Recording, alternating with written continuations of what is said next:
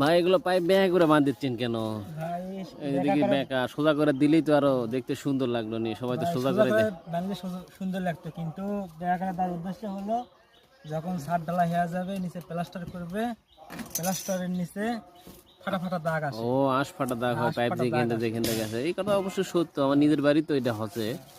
এই বেড়া করে দিলে আশ তো ফাটা দাগটা আসে। অবশ্যই ইঞ্জিনিয়াররাও বলে অবশ্য যতটুকু চেষ্টা করা যায় বাঁকা করে দেওয়ার চেষ্টা করলে সবচেয়ে ভালো হয়, বাঁকা করে দিলে নিচে এই ফাটাটা আসে না, কারণ স্ট্রেট হলে ফাটাটা স্ট্রেট চলে যায়। বিশেষ করে এগুলা আপনার হচ্ছে এই বিম ছাদেতে এগুলো বেশি ঘটে, কনসেল ছাদত একটু কমই হয় এগুলা, খেয়াল করে দেখছি আমরা। শুধু এই বিম ছাদেতেই, কারণ বিম ছাদেতেই সবসময় বেশি হয়। তো অবশ্যই চেষ্টা করবেন পাইপগুলো বাঁকা করে দেওয়ার জন্য, যত বাঁকা করে দেবেন তত ভালো, যত বাঁকা করতে পারেন আপনি, তার একটু বেশি লাগুক সমস্যা নাই, কিন্তু ফাটা বাড়ালে পরে আপনারই সমস্যা।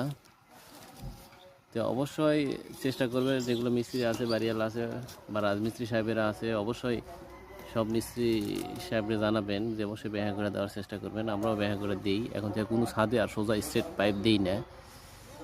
ধন্যবাদ, ভালো থাকবেন সবাই।